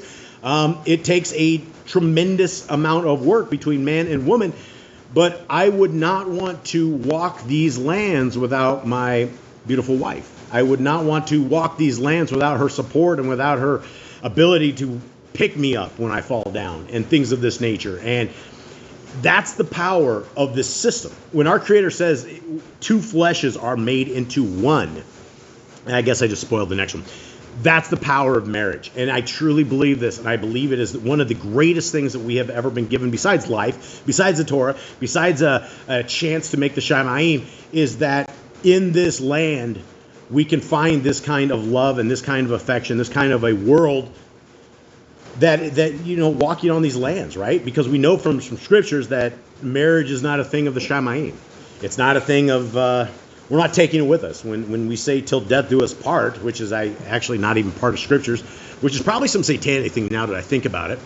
But anyway, that's what they say anyway. It is truly death, right? It is out of, we're not married in the kingdom to come. What does it look like? I don't know. But we do know that marriages are not what they are down here. Going on, 24. For this cause a man shall leave his father and mother and join unto his wife, and they shall become one flesh. Gentlemen, when's this going to happen? Gentlemen, 22-year-old son, 19-year-old son, when's this going to happen? Come here, Cubs. Tell us about this. What are you looking for in a woman? Torah-keeping woman. That's it? Pretty much the point. Torah-keeping woman, right. If she had a dress on that was down to her ankles, that would be amazing. And her, instead of the low-cut stuff, if it was like up to her neck. I find that the most attractive women are the dressed ones. I don't know why it is like that, but I find more beauty in a dressed woman than these tight-cladded, look-at-me, nastiest stuff, right? It's one of these things. So what are your okay? So you said as a Torah-based woman, Eli. What's yours? Come on. Torah-based woman. Yeah. How would you find a woman? What Torah-based? What else? Anything else? Let's start with that. All right. Would she have to know how to cook since you are a chef? Preferably. So you want your wife to cook? Preferably not. It's a preference, not a needed. What if you cook better than her? Teacher. Oh, you teach her? What if she can't make it happen? What if the cooking never happens? Are you gonna cook every night? I don't know. You don't know? You're gonna go to work and cook and then come home. Bring home food. Bring home food? That's probably a good idea. Okay. All right. Here we are, guys. So let's continue on. 25. And they were both naked, the man and his wife, yet they were not ashamed. All right. So here we are, guys. Let us get into our next book that we're doing. For those that have not been reading through this series, guys, we are cruising through scriptures. It's just rolling. So, and again, if this is the first time you guys have been on this, we just made it through the Torah in Deuteronomy 2 weeks ago. And here we are past the Torah into the very first book after the actual Torah, which is the book of Yahushua. And so, Cade, you want to give us a breakdown of where we're at? What? Before you go there, Oh, what you got? Joanna, we're talking about Adam and Eve and their house. Yeah. She says Yahuwah was his house. Yeah? She's like, the garden was under the dome. Beautiful garden was Adam's house. I have a feeling we're still under the dome. I mean, don't get me wrong, but I think we're still under the dome. Yeah, no, that's great. Thanks, Joanna. All right, give me a breakdown, Cups. Right, Yehoshua, who is now running the children of Israel, he is now the head of the tribes. He is going to bring them into the land. And Yahuwah is reaffirming him, saying, be strong and courageous. Have faith in me. I will protect you. I will guide you. I will bring these children into the thing. You just need to have faith. Yehoshua is he's nervous. He's scared. He's not ready for such responsibility, but it has been placed on him. So now he has to lead the people as Moshe led the people. Yeah, all right. Well, you got anything else for me? All right, thanks a lot. Strong and courageous. That's all I have the last chapter. Be strong and courageous. Yep. All right, here we go. Joshua, chapter 2. And Yehoshua, son of Nun, secretly sent out 2 men from Shittim to spy, saying, go, see the land and Jericho. And they went and came to a house of a woman, a whore, and her name was Rechab. And they lay down there. It sounds tough. If that's all you have of the verse, you'd be like, uh-oh, this isn't good. But it was reported to the sovereign of Jericho, saying, see, men from the children of Israel have come here tonight to search out the land. And the sovereign of Jericho sent to Rechab, saying, bring out the men who have come to you, who have entered your house, for they have come to search out all the land. But the woman had taken the 2 men and hid them. So she said, the men came to me, but I did not know where they were from.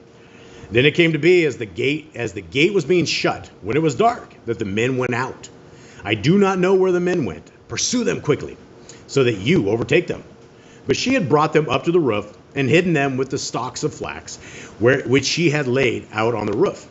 And the men pursued them by the way to the Yarden, to the fords, and they shut the gate afterwards as soon as the pursuers had gone out. And before they lay down, she came up to them on the roof, and she said to the men, I know that Yahuwah has given you the land, and that the fear of you has fallen on us, and that all the inhabitants of the land melt away because of you. For we have heard how Yahuwah dried up the water of the Sea of Reeds for you when you came out of Mitzrayim, and what you did to the 2 sovereigns of the Amorites who were beyond the Yarden, Sihon and Og, whom you put under the ban. And when we heard, our hearts melted, and there was no spirit left in anyone because of you. For Yahuwah, your Elohim, he is Elohim in the Shamayim, above and on earth, beneath.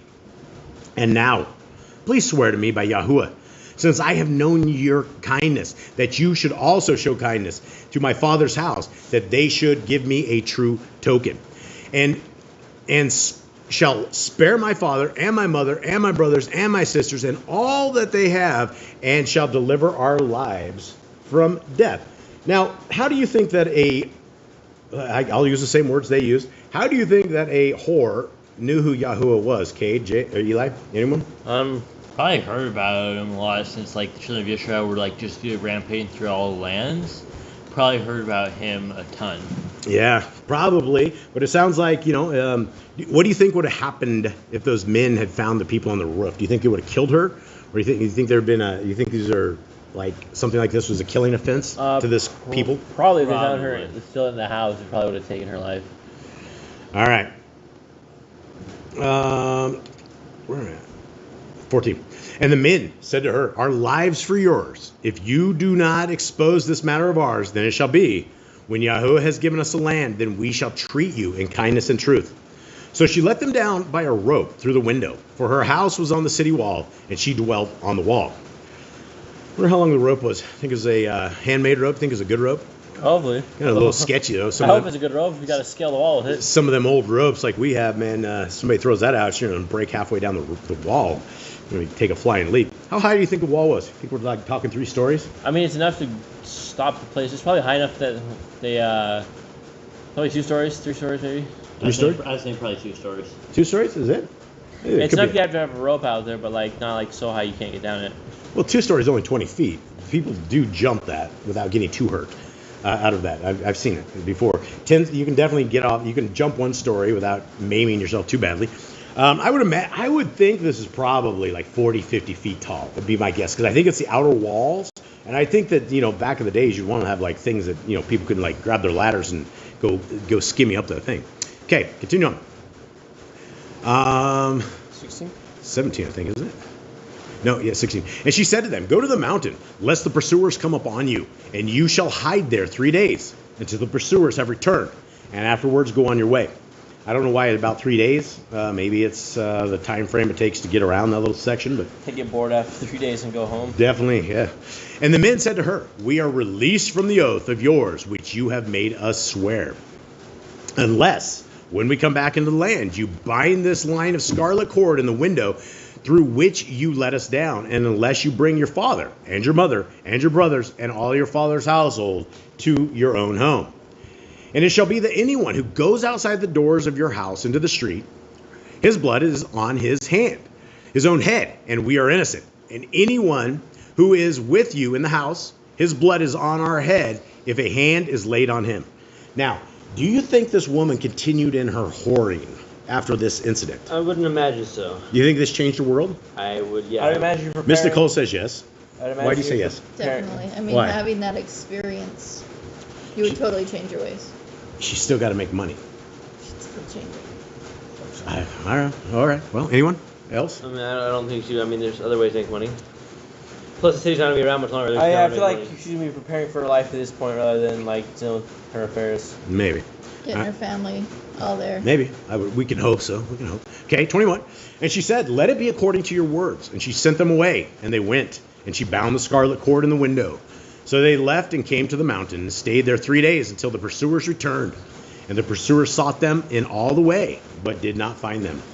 Then the two men returned and came down from the mountain and passed over. And they came to Yehoshua, son of Nun, and related to him all that had befallen them. And they said to Yehoshua, "Truly, Yahuwah has given all the land into our hands, and also all the inhabitants of the land have melted away before us." Okay, so here we are. We're still rolling through here. That was a great chapter.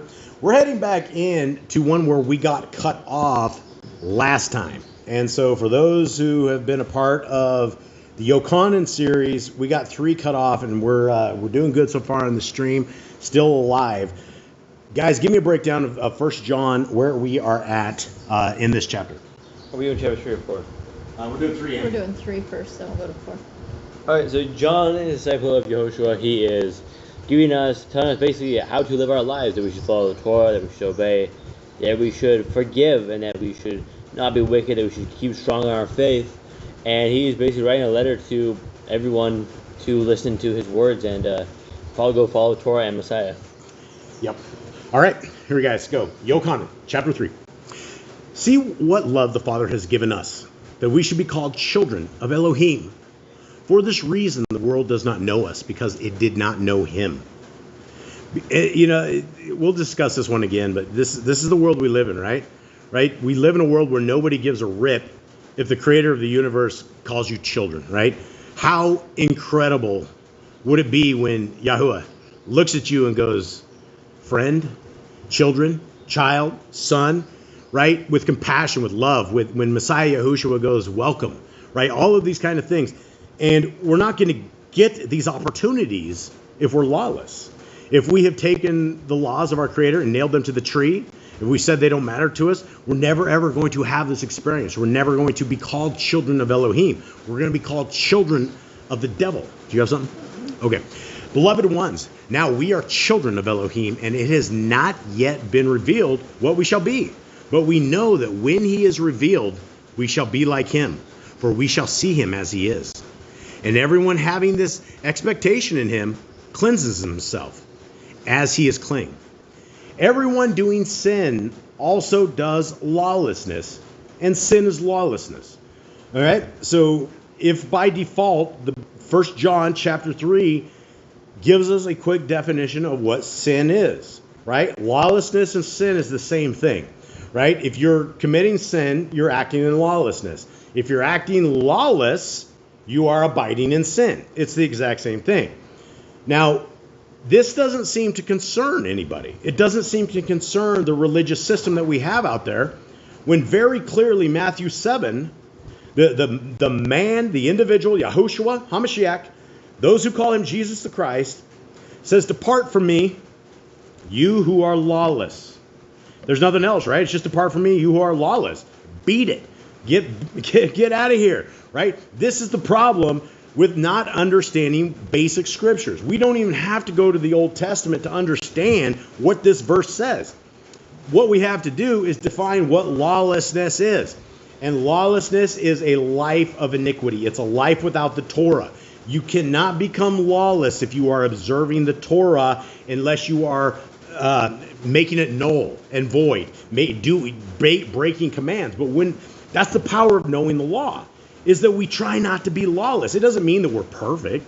It doesn't mean that we're like better than Joe Blow down the road. It means that we understand what the constitution of the kingdom of our Creator is based upon. And so if you look at lawlessness, all the Christians will go, oh, we don't have a law. Oh, that's great. How does that work for you in the United States justice system, right? Can you go down the road and blow through a stop sign, a stop light?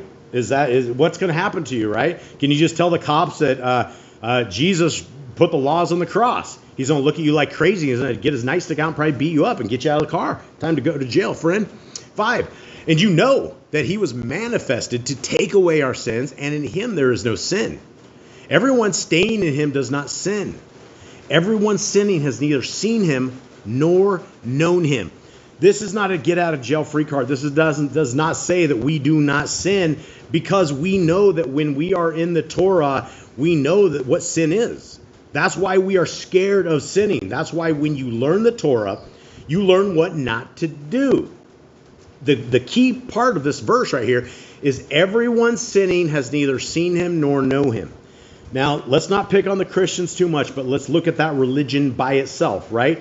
That religion is a religion of sin, right? There's not a Christian alive that can argue this. Well, they probably will. But when you say there is no laws, and when you ask a Christian to point to what laws do we have, they'll point you to the 10 Commandments. Well, that's a partial part of them. It's something that's great to start with, but there's other things, right? We have to know. And if you do not know what sin is, and you're living in sin, that means you don't know the Messiah. If you don't know the Messiah, that means you're not going to meet the Creator in a positive fashion. You're not going to meet them in a congratulatory welcome aboard onboarding. It's going to be the other side. 7, little children, let no one lead you astray. The one doing righteousness is righteous, even as he is righteous. The one doing sin is of the devil, because the devil has sinned from the beginning. For this purpose, the Ba'im of Yahuwah was manifested, the Son of Yahuwah was manifested to destroy the works of the devil. Now, we know the works of the devil are sin. We know that the devil loves sin, and that's his passion. It's the passion of the Hasatan, is sinning. So, it's very clear why we have the Son of the Most High that was built for us, and it was to destroy the works of the devil. Fantastic. This is great stuff. But again, if you don't accept the Torah, you can't accept the Messiah. It's a two-edged sword. You got to have both sides of this edge to make this happen. 9, everyone not having been born of Elohim does not sin, because his seed stays in him, and he is powerless to sin because he has been born of Elohim. Christians will take this verse, and this is why the Christians believe that they are sinless, that they cannot sin, that because they have made a decision at some point in their life, they've done the altar call, they did the Christian baptism, they raised their hand at 8 years old and accepted a guy who's going to come and take them away in a rapture. This is what we've all been told. Continuing on. 10. In this, the children of Elohim and the children of the devil are manifest. Everyone not doing righteousness is not of Elohim. Neither is the one not loving his brother. Bam. 2 sets of things, right? This is a Christian conundrum, right? If you ask a Christian, what are the commands? Well, they'll say, they said Jesus, Yahushua says, to love your Elohim Most High, to love God with all your heart, mind, and soul, and to love your brother as yourself. Well, this verse we just read kind of clarifies this even more, right? Because we heard the second part of that, because not loving our brother, that's a problem. That's a big problem in the scriptures and in the Torah. But also, Everyone not doing righteousness is not of Elohim. Now, gentlemen, how do we define what righteousness is? How would we define this word? I'd say obedience to the Torah. Let's start with this. What's unrighteousness? Sin. Lawlessness. Lawlessness, right. And so righteousness would be observance of the Torah. And so if we want to be righteous, we're Torah based. If we want to be unrighteous, then we can nail it to the tree and see what that gets for us. 11. Because this is the message that you have heard from the beginning, that we should love one another. Not as Cain, who was of the wicked one and killed his brother. And why did he kill him? Because his works were wicked. But those of his brother were righteous. Do not marvel, my brothers, that the world hates you. Big stuff, right? Don't marvel, right? How many people hate us, right? Day to day, we have enemies everywhere, guys. This is it doesn't matter who it is. We have enemies upon enemies. Our enemies have friends that are enemies to us, right? It's just the enemies strive, and they want to do this. But why would we marvel, right? If the world hates us, it makes a lot of sense, because the world is not of our it's not of our constitution. It's not of our government, right? This is not our world. 14. We know that we have passed out of death into life because we love the brothers. The one not loving his brother stays in death. Everyone hating his brother is a murderer, and you know that no murderer has everlasting Kai staying in him. By this we have known love, because he laid down his Kai for us, and we ought to lay down life for the brothers. But whoever has this world's goods and sees his brother in need and shuts up his tender affections from him, how does the love of Elohim stay in him? This is a reiteration of James, right?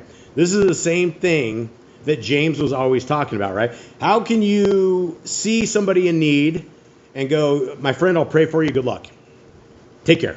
Good luck. You know, what good does that do anybody, right? Especially people that are coming to you in need. 18. My little children, let us not love in word or in tongue, but in deed and truth. Oh man, these are the Christian conundrums, right?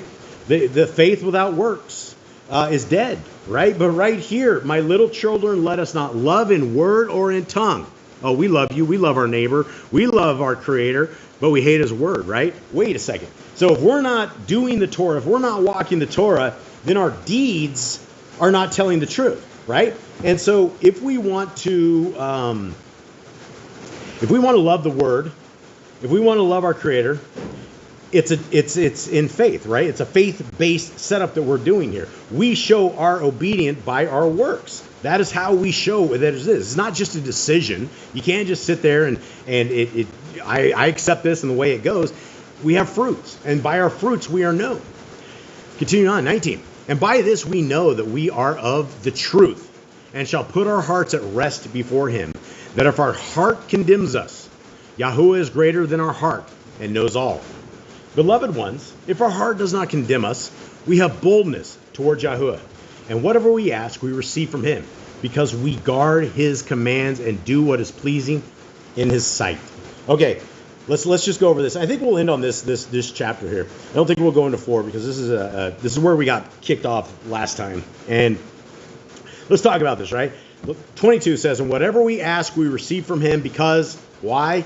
Because we're good people, because Yahuwah loves his disobedient creatures? No, because we guard his commands and do what is pleasing in his sight. Guys, what are his commands? Anyone? The Torah. The Torah. There's no other commands, guys, right? There's no other thing. We're all talking about the Torah forever and ever and ever. And this is his command, that we should believe in the name of his Ben, Yahushua HaMashiach, and love one another as he gave us command. And the one guarding his commands stays in him, and he in him. And by this we know that he stays in us, by the Ruach, which he gave us. All right, everybody. I think this is going to be it. For everybody that is out there, thank you again for hanging out with us on these little readings that we have. And gentlemen, do you guys have anything else? Mr. Nicole's getting this thing ready. Definitely read your scriptures. The closest thing to Yahuwah you can get to Yahuwah is obeying his commands, keeping his Torah, following his feast days. Following his feast days, yeah. And I mean, every feast day is another day that, we stop, drop, and hi Shabbat, and that's what we do. And so, all right, we love you all. Jade, will you please bless our brothers and sisters? Yehovah brought you and guard you. Yehovah make his face shine upon you and show favor to you. Yehovah lift his face upon you and give you peace. All right, here we are, guys. We'll close out with a couple of songs here.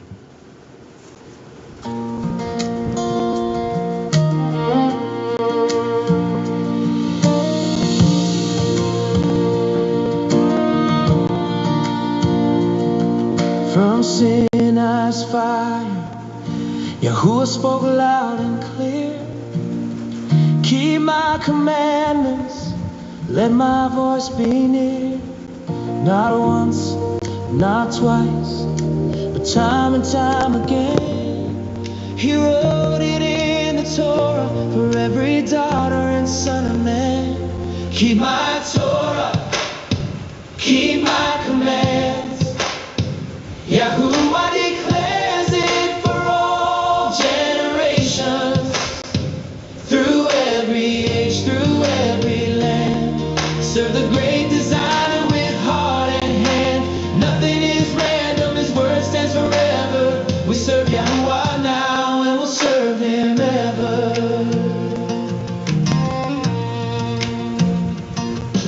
He said it in Exodus, repeated in Leviticus too. Observe my statutes, my covenant renew. Passover, Sabbath, feast without end, throughout your generations. But this is what he did. Keep my Torah, keep my commands. Yahuwah declares it for all generations, through every age, through every land. Serve the great designer with heart and hand. Nothing is random, his word stands forever. We serve Yahuwah now and we'll serve him ever. Devarim calls us Devarim, 1,000 generations strong. Those who love and keep his ways will sing this song. He keeps covenant mercy with those who obey. So rise up, O people, serve him every day. Keep my Torah, keep my commands. Yahuwah declares it for all generations, through every age, through every land. Serve the great designer with heart and hand. Nothing is random, his word stands forever. We serve Yahuwah now and we'll serve him ever.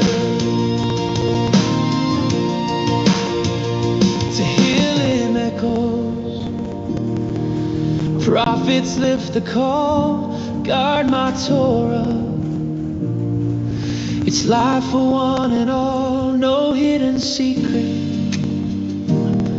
no fading decree. Yahuwah repeats it, so every eye can see. Keep my Torah, keep my commands.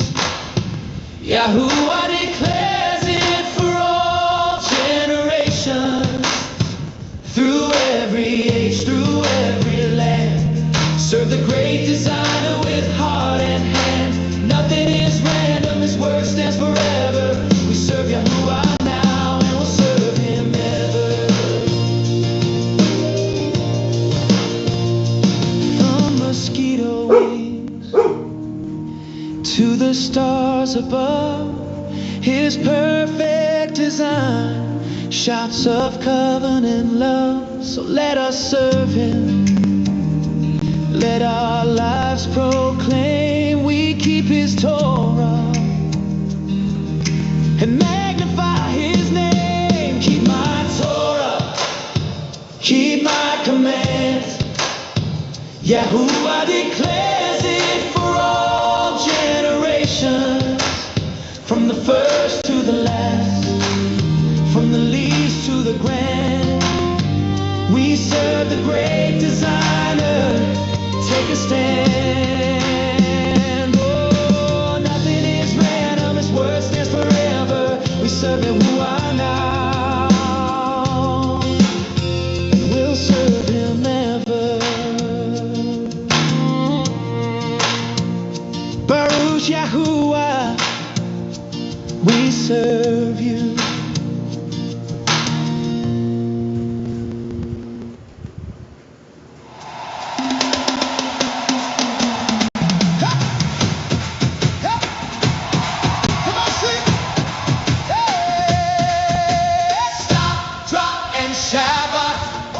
Drop that heavy load.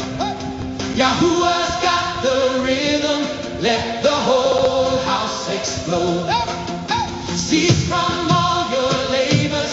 Let his presence hit the spot. Stop, drop, and Shabbat. Give Yahuwah all you got. The week was on fire. Alarms blaring loud. But when the sun sets we yell it out proud. Stop the scroll and drop the stress. Shabbat is the move. Yahuwah's Kodesh fire drill. Get in the groove. Stop, drop, and Shabbat. Drop that heavy load. Yahuwah's got the rhythm. Let the whole house explode. Cease from all your labors. Let his presence hit the spot. Stop, drop, and Shabbat. Drop and Shabbat. Give Yahuwah all you got. Like firemen sliding down the pole when the bell rings clear. We slide into his rest and leave the chaos here. No more mitzvahing pressure, no more Pharaoh's whip. Stop, drop, and Shabbat. Take a Kodesh sip. Stop, drop, and Shabbat. Drop that heavy load. Yahuwah's got the rhythm. Let the whole house explode. Cease from all your labors. Let his presence hit the spot. Stop, drop, and Shabbat. Drop and Shabbat. Give Yahuwah all you got. Yahushua said the Shabbat was made for you and me. Not chains of man-made rules, but pure liberty. So when temptation knocks and says just 5 more minutes, we stop, drop, and Shabbat. Watch the joy ignite. Hey, stop, drop, and Shabbat. Drop that heavy load. Hey, Yahuwah's got the rhythm. Let the whole house explode. Cease from all your labors. Let his presence hit the spot. Stop, drop, and Shabbat. Drop and Shabbat. Give Yahuwah all you got. Kids are laughing, candles dance. The table set just right. We drop every burden at his feet tonight. The sign between us glows. Shema 31. Stop, drop, and Shabbat. Victory is won. Stop, drop, and Shabbat. Drop that heavy load. Yahuwah's got the rhythm. Let the whole house explode. Cease from all your labors. Let his presence hit the spot. Stop, drop, and Shabbat. Drop and Shabbat. Give Yahuwah all you got. One day the whole earth will stop, drop, and bow low when Yahushua returns and makes all Shabbat flow. Till then we practice weekly best fire drill around. Stop, drop, and Shabbat. Kodesh joy is found. Stop, drop, and Shabbat. Hey, drop that heavy load. Hey, Yahuwah's got the rhythm. Let the whole house explode. Cease from all your labor. Let his presence hit the spot. Stop, drop, and Shabbat. Drop and Shabbat. Give Yahuwah all you got. All right, everybody. Shabbat shalom to you. May Yahuwah bless you and keep you. May his light forever shine on you. May his face forever be a part of your life. May the Torah forever be embraced in everything that you do. May Messiah Yahushua always be our focus. And may we all meet back next week under the guise of loving Yahuwah, under the guise of the Torah. And we love you, fam.